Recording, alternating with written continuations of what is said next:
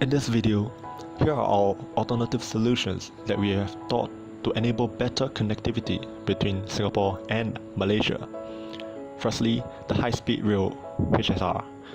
Ahmad & Co has collaborated with ACOM Singapore Private Limited to design the Singapore-Malaysia high-speed railway. This construction of a new HSR spans from Jurong East in Singapore to Kuala Lumpur in Malaysia.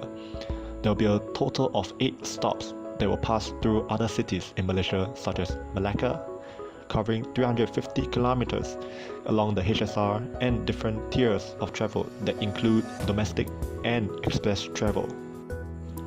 Here's a video of HSR that is implemented in another country, namely Shinkansen in Japan. Train operational speeds could reach as fast as 320 kilometers per hour. In the case of HSR in Singapore and Malaysia, the expected date of completion will be in 2026, with 442,000 jobs being created. Several advantages to the implementation of high-speed rail includes shorter travelling time of 90 minutes, improved comfort of travel, cost efficiency in travelling, and tourism boost in both countries.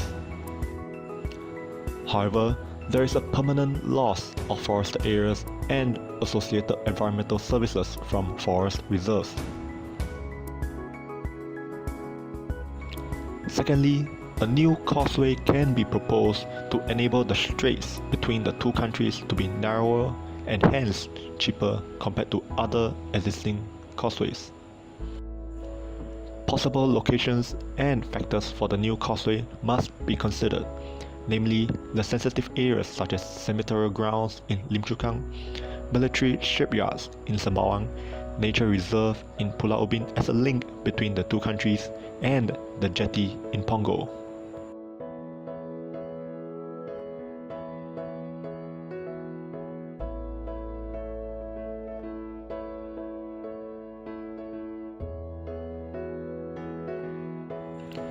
In terms of the severity of negative impacts, Punggol is the most feasible location.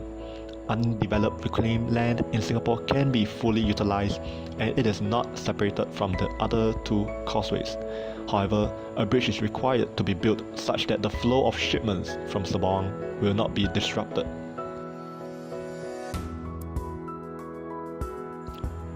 Let's look at the other end of the causeway in Malaysia.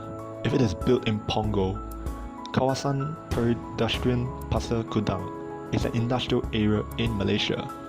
If construction is held there, possible relocation or disruption of industrial companies will happen. In the current period, it can be a limitation, but it can be beneficial in the long run. The price of land may rise due to the development of a third link. Our last proposed solution is the upgrading of the current KTM.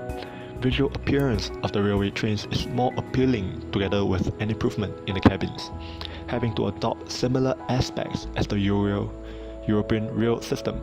Tickets are expected to be sold out at a faster rate.